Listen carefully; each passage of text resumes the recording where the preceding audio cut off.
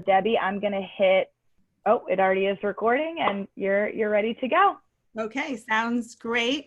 Welcome everyone. I am pulling up a presentation and I'll come back and forth with you because this is really for you. A lot of you know the style and certainly want you to feel comfortable and confident chiming in. So when you think about handling client calls and sales respectfully moving forward, you might think that this is your chance to make a change. And a lot of times for us, when we had this change that we've gone through and we're still in the process of, it can feel like it's not the best opportunity, or we can, Glenn and I were saying earlier, we can reevaluate and take a chance on something different and utilize that change. So that's really what this is about. As I like to say, first things first, this is a current situation. Remember, it's not our final destination. A lot of people have been saying they want to get back to normal, but it's not about getting back to normal. It really is about moving forward. We don't know what that is, but we do know that all of us have the ability to step away from the past or the current and make some plans and take action toward moving forward. So hopefully that's what you were expecting. So welcome to your handling client calls and sales respectfully during this change and moving forward. So this is likely the longest slide you'll ever see from me. It's just a good thought of, before we move forward into our goal, let's think about supposition, fear, dread, and paralysis. They don't guide us. We're evaluating our industry, our plans, any type of our risk, and any upside potential while we invest in people allows us as businesses and business leaders to assess our fit, our solve, and resolve in regards to the situation we're in, while we focus on this temporary marketplace in a really positive, proactive manner. So like I said, I usually don't have a lot of words on the screen. I just encourage you to think about, are you evaluating the industry, looking at your plans, looking for the upside in a positive, proactive manner? Because if you are, you're part of the way there. I won't be too overly optimistic and say you're all the way there. The reality is it takes that action. So the goal of this time together, I'll spend about 20 minutes, and then the rest is truly to open and have any discussion. If I don't know the answer, I welcome others to share too. So the goal is to assist you in this time of change and moving forward to serve, grow, and position yourself for generating revenue. We've felt a little bit like we shouldn't talk about sales. And I said to people 7 weeks ago, please don't think about selling right now. Let's think about what's going on. Well, we're moving through that. So as we look ahead, I'll cover a few things: ways to communicate with clients and when to share what and how, addressing sales and how we ask people, as well as how to handle difficult conversations. So if that sounds good, I'll keep going. I'm going to come out of the slide share though to see if anybody has anything right now that's really on your mind, and I'll make sure I incorporate it. If there's something, feel free to chime in, or if Erica notices something in the chat, I know she'll jump in too. But I'll do that occasionally because, again, it's for you. It's okay. We have plenty of time available. But I like the good morning, everybody, and thank you. All right, so back to our slides. So as we look ahead and we get ready to jump in on this, where do we start? We all aren't starting from the same position. So respecting that, think about some don'ts and do's as we launch into this. A lot of you hear me say do's and don'ts, but this is the opposite. Things not to do, because some of us feel like we've got this pent up enthusiasm or concern, or even that we're looking at those dollars really changing and we want to act quickly. Keeping that in mind, some of the don'ts: don't expect things to be the same. So if you had a really consistent way or relationship, it may change some now. Do reach out though to each person. Reach out and find out what's the same and what's different. Some of this hesitation we might have, or we want to be respectful, the best thing we can do is ask. And I'll talk more about that. We don't want to hard sell. Hopefully none of you ever did. There's not a time when hard sell is typically a do, but we do want to compel people. And what I mean by that is, how do we really connect and engage? And I'm going to give you some words and some encouragement on if it's a compelling opportunity, people want to be involved. And how will we be creative now too? We don't want to pressure, we want to build those relationships. And we don't want to express worry or add to people's worry.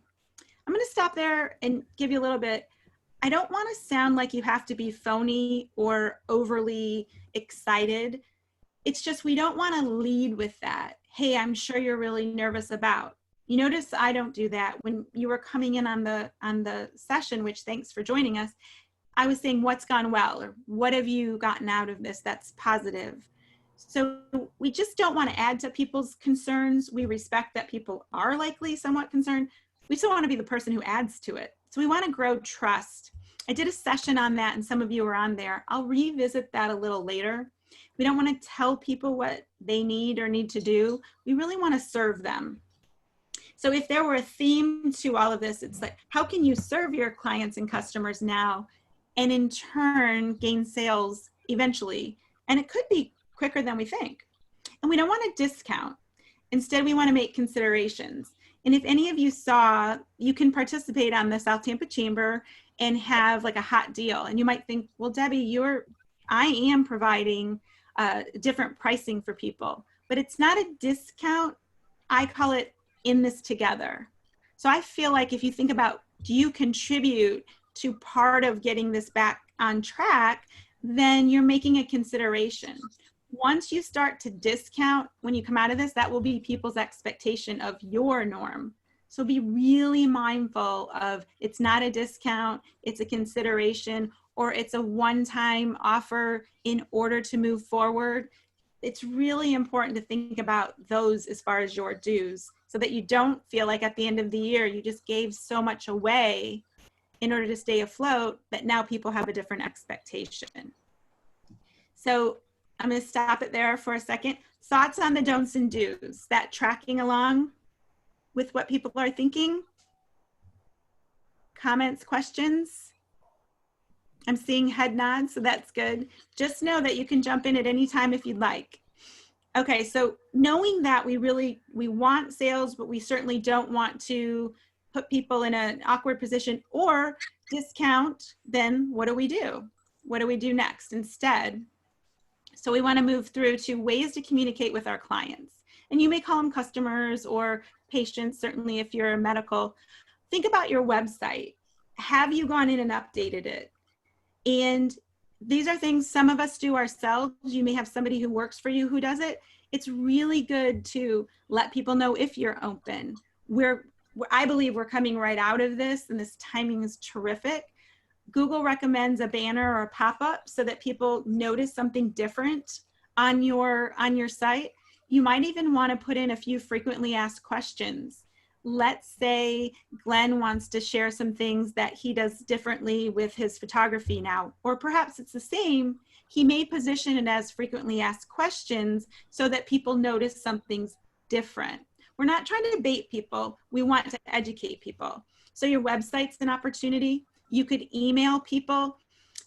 Catch here is, and we talked about this quite a while ago, I think in our very first session together, we want to be creative. We don't want to ask people to review us or ask too much, but you want it to really be very relevant and not so much information that they feel like they just want to overlook it.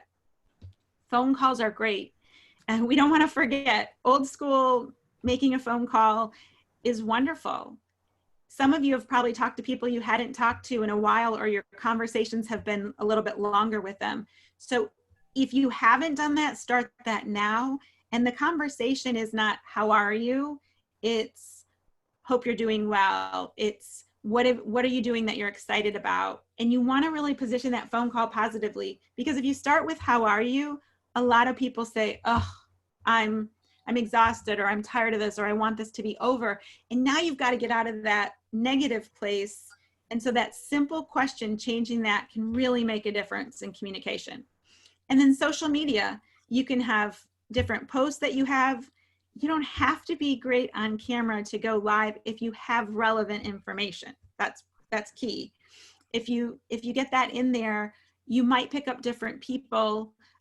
We saw that about LinkedIn earlier. So think about, how are you doing that? And also, as I can hide this as a matter of fact, and I will in case, I don't know if you guys can see that, but hosting, are you hosting any type of events? You could have a virtual grand opening. You could have a virtual reopening. You could have a virtual tour that is something you host. You could have a virtual trunk sale. And those type of things you may have seen, but if you're creative, Eric and I were talking about event planning and how much goes into that. People may really appreciate that you're hosting something that's different for them. I did a lip sync battle for people, and I do those for clients, and we had a ball. So there are things that you can do that are different. You probably already are doing them, but think about what now as we come out of this. Thanks. Thanks, Steve. Give a little applause. I appreciate it. So when to share what and how. The when and what is important. We want to think about frequency. I mentioned it a little bit earlier with emails. For clients, they get a daily update, but they have to sign up and register that they want that. I don't send that to everybody. I'm very realistic that a lot of people may not want to hear from me every single day. Other people just get things monthly, or they can access things. So offer frequency, and when you're checking in on, hey, what's going well, find out how often people would like that communication. You want to personalize it and really mindfully choose what you want to share. This is not a time for promotion or bragging. And some of you might think, well, you don't, hopefully you don't brag anyway. But what I mean by that is I've seen some people say, hey, we're doing this great thing. Isn't this wonderful? It is wonderful if you're supporting an organization, but you want to position it of how grateful you are for them. And that's the reason you did it. So it's not about shining that light on what you did. It's about shining the light on someone else through your actions. And that way it's part of what people think of you and your organization. So just really be mindful. I tell people, please don't start any of your posts or your messages with the word I. If you start with I, you're focused on you and not your client. Keep it positive, not fake, not unrealistic, just positive. And here are a few examples. How you can serve the community, how you can serve them with some gratitude. You could have a thank you so much to the South Tampa Chamber for having these wonderful webinars. And then you share with somebody that link. So you come from that place of gratitude. Can you partner with somebody? Have you brought on a new partner? Do you have somebody new on your team? If there's an update you can provide, those are really appropriate times to send out. And if you think of cycling through, how have you been of service? What are you appreciative of? Is there a partner, a vendor, or somebody you can thank? Could be a client, somebody who did something, and an update. That would give you at least 4 things to show some variety. All right, so how do you do this? How do you cover them? Well, you want to keep it in context. So again, how does it relate to what's happening moving forward? So think about, it's almost been exhausting to hear people say, in these trying times, in this turbulent times, in this unprecedented time. So now you can shift to as we move forward, as we look ahead, as we ... or in this 3rd quarter we plan. So think about, you're giving them a really good context to look forward to. And many of you have heard me say this many times, is you want to have that respect. So ask people, if it's appropriate, may I add you to this list? Or when would be best for me to reach out to you again? And that simply making sure people know that you're paying attention to that is huge in business, because we're going to get into what I call the rush to recovery. And you don't want to get caught in that, where people feel like they're just jamming things out there. I call it get back to the basics. Think of the perspective of your client, potential client, customer, or patient, and think, what might they want? And when would they want this? Offer them options, and then reach them in many ways so that they can access you later. We have the Monday morning minute, and when Kelly does that, it's recorded. So some of us go on live if it's available, but we want people to be able to go back later. So think about, okay, there's a lot of ways that you can cover this. Now, my basics, some of you may have been on with HCC and heard me share this, although I was challenged with my spelling that day. But there are also these 6 key things that I encourage you to start your conversations with. When we talk about how to cover things, how do you position them? A lot of people, just remember, people don't like to be sold we like to buy. We don't like to be taught, we like to learn.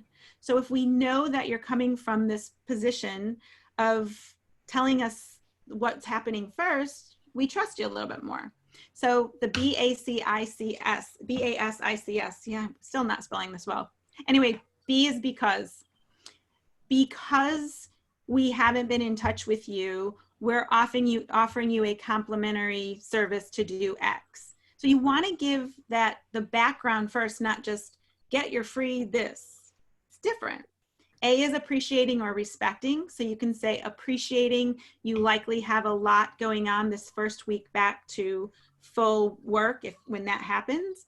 Then you give an idea of, could we have a Zoom meeting? By the way, they're not calls, they're Zoom meetings. Calls or phone calls. So you set it up that way. S is since.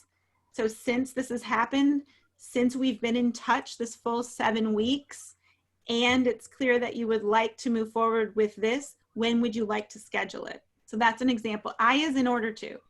In order to move forward with the order you placed in February, would you like to review it before Tuesday so that we can make any adjustments? So it's not a presumptive close. It's also not saying, do you still want to do this? So you're letting them in on that engagement. The C is considering. So considering is very similar to appreciating or respecting, but you just might like that word better. And the last one, it may seem silly, but just smile. Smile through what you're doing, not a fake smile, but really think to yourself, we're moving forward. Let's be glad. We could be disappointed about the last 7 weeks, but that smile gets conveyed in person, on Zoom, on the phone, in an email. You'd be amazed how many people can say to me, I can tell you're enjoying what you're doing. And yes, because we do want people to really see that. So those are what I call the basics. Hopefully that gives you something, because we sense that mood through your message. You can likely see that in what I'm doing right now. So before we move on to addressing sales and ask, let me see if there are any questions or comments we want to discuss. I see Erica there. Anybody chiming in with a thought or a comment? It's okay if not. All right, we'll pop back over, but just know that you can. Whoop, we want to get back to the other one. So if that ever happens to you, you can just stop, go right back to share and pick the other one. So we're on the agenda, addressing sales and asks. So for sales, think about, you want to determine which client and customer has what interest and need. And they may be different. So you may see something that someone needs in your mind, but they're not quite there. They might just be interested, or they might not see it as a true fit or need. So when you're talking in those terms, instead of sometimes saying, what do you need? You may want to ask both. What would you like to see happen? And what are the things that you really need to happen before you can get there? So that's a good way to determine their needs. Formulate your opportunity. It's okay to say to somebody, you know what? I'm not the best person. And while I'd love to get to do business with you, let me share with you who would be best at it. So make sure it's a true opportunity for you and that they don't feel they're being sold. Adjust your mindset. We were talking earlier, I think Glenn and I were at the very beginning. Your beliefs, your attitude, and your self-talk are tremendously important in anything you do, in particular in sales. If you don't believe in yourself and your product or service, it's very challenging for the rest of us to believe in it. When people use terms like, well, kind of, or we could do that, or if you need us to, we will, that's saying you're not the expert.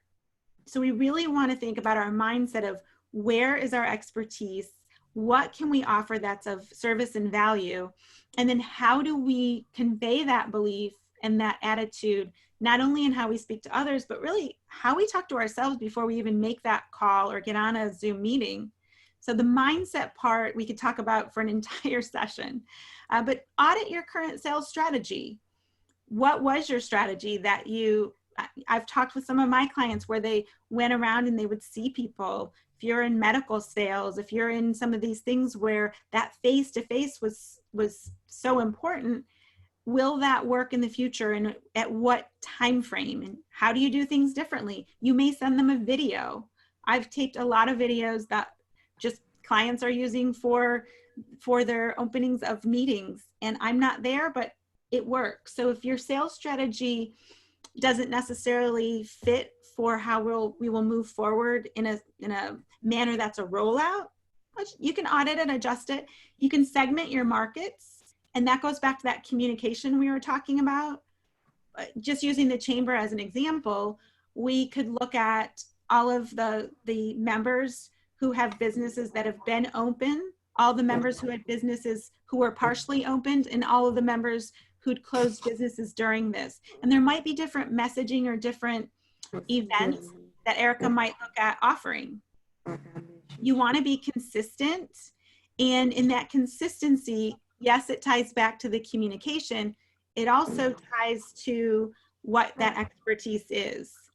So if we're consistent in what we're doing and not saying, well, yeah, I can do this now. Some of us were talking the other day about you can really sense that desperation of what, unfortunately, and it does hurt my heart that people felt that they had to go expand into something that is not their expertise, and that they're attempting to stay what they think is relevant, but what they're really doing is diluting their brand and their expertise.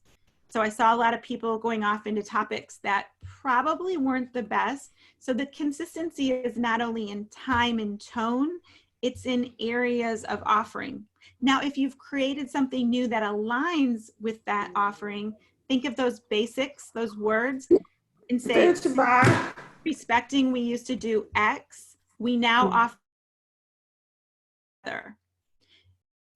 I think I'm muted now.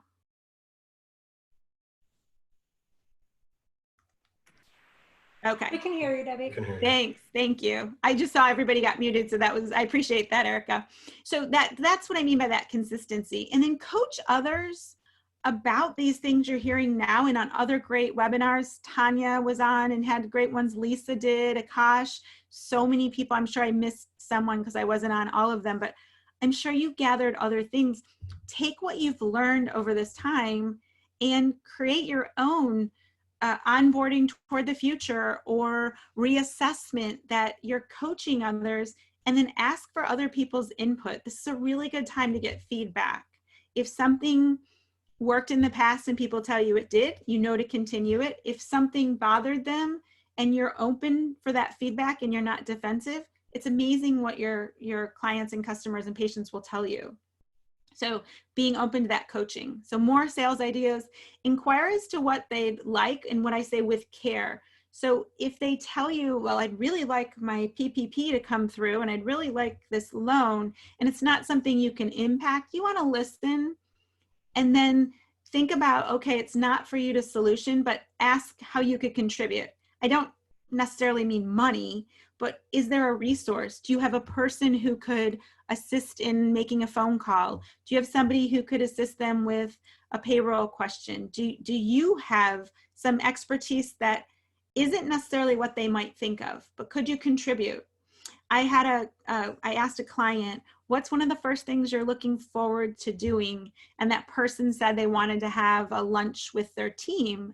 And so as just a gesture, I sent them all the gift cards for that particular restaurant, because I wasn't able to insert myself into a lunch or provide it, but I listened to what they said and thought, that's pretty cool that they want to do that. And then I'll do a little quick video about wishing them well when they do it. So think, can you contribute and add value that's not too costly? I respect we're all watching dollars. So, and then review your plan. Think about, as you have this plan, how can you move through it and execute it? Assess each prospect, client, or investor. You may be looking for an investor. You may be looking for a partner. You may be looking for a collaborator. And just scheduling what I call an assessment call. People feel pretty good about it. If you say, let's assess where we're going and how I can provide the services and where we're going next steps, people want to feel like they too are moving forward. You may end up giving them one of the best ideas they've ever gotten from that call. Make those calls once you have them scheduled, and you've seen calls on here many times, because that really does make a difference. Set expectations. When you have a call or a Zoom meeting, or you're even in email communication, set some expectations. And what I mean by that is, ask them, say, well, if we don't reconnect by Tuesday, I'll follow through again on Thursday. And if they say, oh, Thursday's not good, check in with me on Friday, then you know that they're interested. But if you don't, if you just say, okay, let me know if you have any questions, give me a call, then you're waiting. This is one of the things I see that's just overlooked and overlooked and overlooked. And I teach negotiations at USF. And in these, I tell people, like, almost everything's a negotiation. Sales is a negotiation. If you don't keep forwarding the process, then somebody feels like they're not sure when they can call. I liken it to, remember the first time you went out with your spouse or your partner and you weren't sure how fast to call them. If you set the expectations while you're in the call or on the date in that case, you know what to expect. So even if it's not a sale, even if it's, okay, you're going to look at this and you're going to give May a chance to run through the process, I'll follow through with you on June 1st and see how your May went. Meanwhile, I'll be sending you a couple of updates in between, and that way you've got permission. Last, be persistent without pushing. It's a delicate walk that we do of, but the way that you're persistent without pushing, the best thing I can say is the simplicity of sincerity. If you know your product or service is really good for them, you believe in it, you see a true match, and you feel that your pricing is really fair for what's for the market, then your persistency is because you really want that to be a match for them, and you're not pushing something on them just to get something for yourself. So that's a lot of sales. And now I'm going to shift back to the typical do and don't. So on the do's and don'ts, do, care, and show empathy. And you'll notice a lot of these are even from that leadership part that I did 7 weeks ago. Don't complain or ignore people or be too busy. Even as we're ramping back up, you really want people to know that you're available, because now people are thinking, okay, wait, now I want something. Get and stay positive in that energy and tone. And that's that self-talk and that mindset, because we don't want to get impatient or negative or feel like things aren't moving fast enough, or that you can't get a part or a supply, or you can't travel. So this is that creativity part about it. Listen to people's concerns, but don't say, oh, I know, or it is what it is. I think I've said this in every single webinar we've done. It's so important that people don't feel like you're blowing off what they say. It doesn't mean you have to agree with them. And I'm going to get to that in just a minute. Pay attention to when you communicate, so people don't think that you expect them to respond to you 24/7, because they can get turned off by that, especially as classes are not going to be back in a classroom. And some of these things are going to continue on this path as business starts to shift back. Or shift forward, excuse me, not back. Do share an approach with them, and don't criticize what they're doing. It can be really tempting. I was on with a client and they were telling me what they were doing with layoffs and furloughs, and I really did not think it was smart the way that they were going to do it on their timing. And they asked me once and I gave them my opinion. And when they decided to move forward anyway and still wanted some coaching, I didn't criticize what they were doing. I was very mindful with sharing an approach that may work best, is because I feel like people during this have gotten very defensive. When we get on what I call the fringe, where we're uncomfortable for a long time, we start to get defensive and we start to pick at things and sometimes people. So communicate their way. So if they're a person who likes emails, consider doing that. And don't stick to a plan just for plan's sake. I mentioned earlier reviewing it. So remember that your team and your vendors are a huge part of what's happened. And your team could be your family being supportive. Your team could be your friends. So do make sure that you're utilizing that in that gratitude portion, and don't think of only you and yours. Like, okay, now I've got to, get this money back and get back to where things were. Because remember, we're not going back, we're moving forward. So think, okay, moving forward, how can I include my team members? How can I show appreciation for my vendors? How can I assist them And then again, we're not going back, we're going forward if we keep that mindset. And lastly, do lead by example. I've said this before, don't forget, people will remember how we were not only during this 7 weeks, how we are 8, 9, 10, 11, how we come through it. So those are the sales aspects. Unfortunately, there can be some difficult conversations that come here, and perhaps you've had them already. You may have some moving forward where you really thought that there was a sale that was going to happen, a collaboration, a partnership, whatever it is. And so how do you handle those difficult conversations and still maintain your professionalism? As some of you were on the Let Trust Grow session, I'll just quickly go over that. It takes 3 things for trust to not only get established, to build and to maintain it, and then to really grow it. So the L is logic. Ensure that in your sales approach, internally to your team about if you have some changes, or externally to vendors, suppliers, and clients and customers, what's the logic behind what you're doing?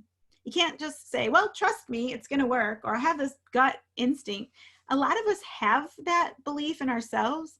It's just we owe it to others to show them that linear way that it works. Imagine if we got on this Zoom meeting and I just talked and said, trust me, do these things, and didn't give you any background or examples. So you want logic. You also want empathy, meaning your conversation comes from where they may be coming from. So instead of the idea of, hey, you're going to have to, just let them know that respecting you may be hesitant right now. What is more comfortable for you? That empathy comes into sales by showing that you're not pushing. So we're still being persistent, but not pushing. And the last is transparency. Let people know if you're going to be delayed with something. Let people know if you're offering a consideration or something special for a particular reason. Because if we know where you're coming from, we can trust you more. When we feel as though it's just being presented as a hurry up, or that we don't have all the information, we don't typically trust. So that's a quick recap of that. It's just a reminder, trust is huge in sales. I like to say, we like to do business with people we like, admire, trust, and respect. Not one of the 4, but all of the 4. So difficult conversations. Resist starting with the I, like I said earlier, I know or I agree, because we often say I agree 100%, but, or I agree, but. So we don't want to start that way. Turn criticism and compromise into collaboration, meaning think about, what do you want that's best for the situation? So we're talking about sales and servicing our clients and customers. What would be best right now? So if somebody starts to go down a path that you're not happy with, don't think about, oh, let's compromise and let's do this. I think of Connie in selling homes. If you think about how can you collaborate with that buyer and seller, then people aren't critical of the others, and they realize what we want is what's best for both the seller and the buyer is a good sale, a good feeling about the home someone's leaving and the home someone's buying. Because if it's really antagonistic, is a sale ever really a win when people are unhappy? I don't think so. So consider using this expression, you may be right. Some of you have seen me live and on these webinars, and it's something that serves me really well. Because people have opinions, and certainly I do as well. I base a lot of it in research, but other times I think you may be right. If it's less about your sale that you were right, and more about what is right for the environment, 2 people can have opinions that differ and neither one's wrong. So difficult conversations, you may say, you may be right. Let's explore it. Swap what and how for why questions. Why questions create that defense, where asking what and how questions gets you to the why, gets you to the reason. It's just, it doesn't make people feel defensive. So if I were to say, well, Jamie, why is West Shore Alliance doing this? If instead I said, oh, how did you decide to do that? And what are your next steps? Instead of Jamie being defensive, we'd have a conversation. Huge difference. I mean, sales come from conversations that lead to uncovering needs and interests, which lead to solutions. So that's a big part of the conversation. Turn every but you possibly can into an and. So we don't want that, oh, great idea, but, oh, we'd love to do that for you, but we don't have it. We'd love to do that for you, and we can do it in 2 weeks when we get the supplies. So you want to position it so people see that you're moving ahead. And then last thing that I'll cover is host a disagreement or discussion. Think about the last time you had a disagreement. It could have been as recent as this morning with somebody in your home, who knows? But a typical, typical difficult conversation is you don't understand, that's what's best, and it's not a good idea. But as it was difficult to see, these things are difficult to hear. When someone says, oh, you don't understand, or this is what's best, or that's not a good idea, it's not only difficult to hear, it's difficult for them to want to listen to you any further. So a difficult message to hear is an opportunity to enrich someone's life. It's how we position it. So the last acrostic that I'll share with you this month is host difficult conversations. The H is make sure you heard what the person said. Sometimes we don't hear it well. And if we repeat it back, sometimes the person who said an idea that we don't agree with hears it and says, oh, that might not have been the best idea. So we give them a chance to save face if they want to change it, and also to make sure that we're actually hearing what they meant. The O is be open to new ideas. The S is share and state. So share and state an opinion. And the T is tell. So you notice the HOST. So the idea is ensure that we are saying to somebody, oh, it sounds like you would like us to do virtual programming for the entire rest of the year, as opposed to the South Tampa Chamber having any live events. Now, somebody might say, yeah, that's what I think. And you say, well, we're open to doing what's best for the members.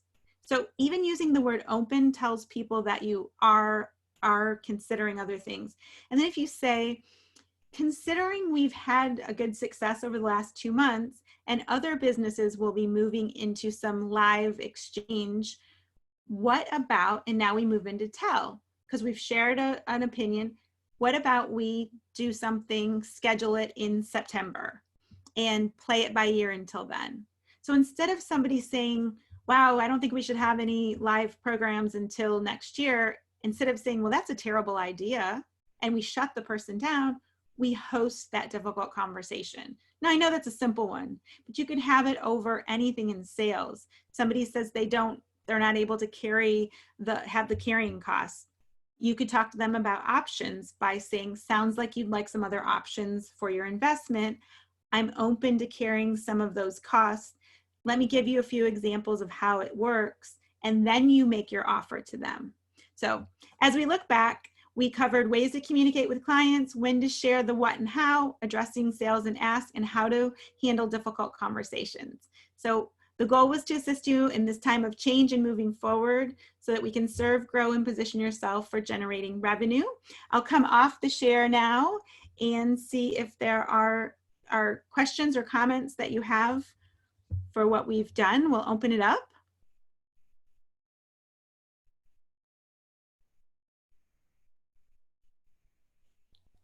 Hi, Debbie. Can you touch on the basics just briefly again, those 5 or 6 items, I guess? Absolutely, Don. Yes, thanks for asking. So basics. Basics are things that we use, words that we use at the beginning of a voicemail, an email, a conversation. And I call it, when you do the position before the ask, then people can see where you're coming from. So the B is because. So I might say, Don, because you're interested in learning about the basics, I'll run through them now. The A is appreciating or respecting.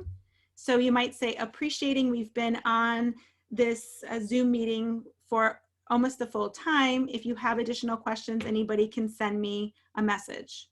The S is since. The I is in order to. So that's where you're really positioning somebody to say, in order to get to this, it takes these steps. And the C is considering. And the S is smile. It may sound simple, but make sure that we're smiling through our communication and not, I feel like that we can sense if we're rushing people. So I hope I answered that.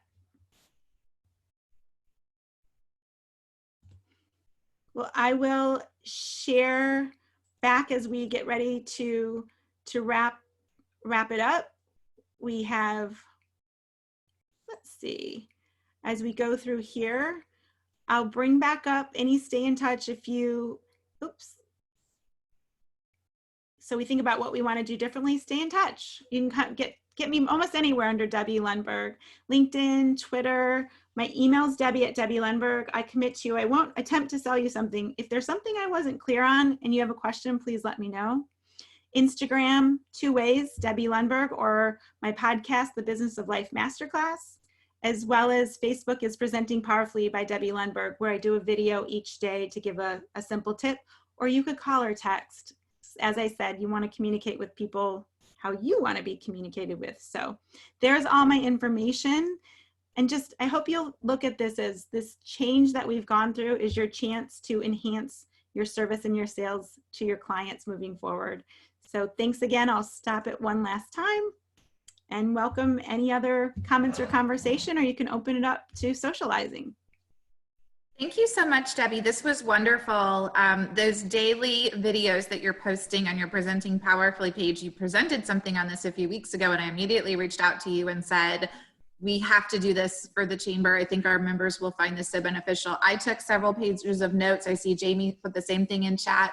We specifically scheduled our staff meeting today for after this session. Our whole team is on here today because we want to be able to really dig deep into this and utilize this as we move forward, serving our members over the next several weeks and months. So thank you so much. I thought this was just really such timely and important information that every business can use right now. And so I really appreciate the generosity of your time to be here and present this today.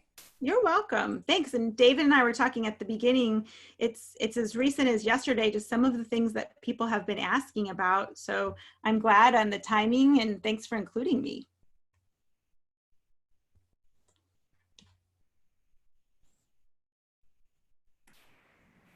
Well, I do have a funny story to share if you guys have a second.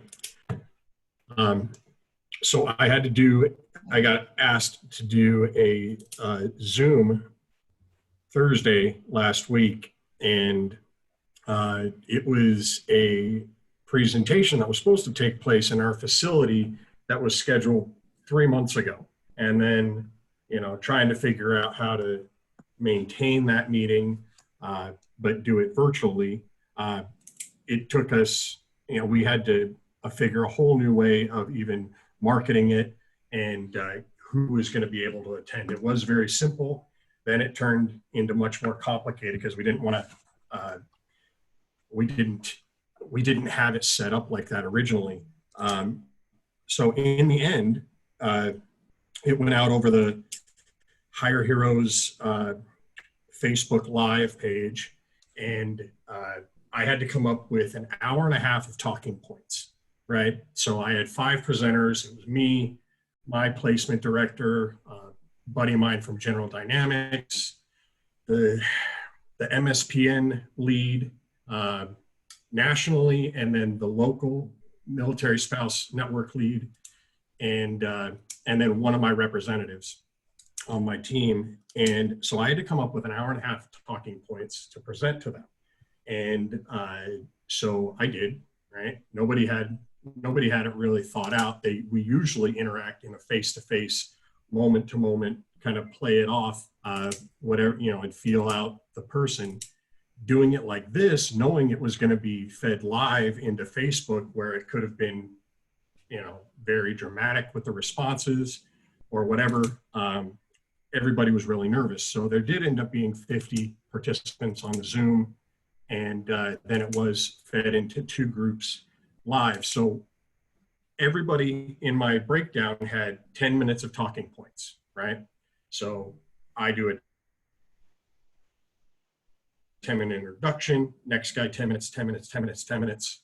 So everybody, I did my 10 minutes and then handed off to the next person. Everyone was done with their sections in under 4 minutes. So literally by the 18-minute mark on the ticker, everybody was done. And we still had an hour and 15 minutes of available scheduled time. So I had to pick up the ball and run with it. I am telling you, I had to think quick. I think it did well. I did end up running it for a whole hour and a half, and a lot of people ended up responding, but it was entirely stressful, entirely adjusting to this new atmosphere.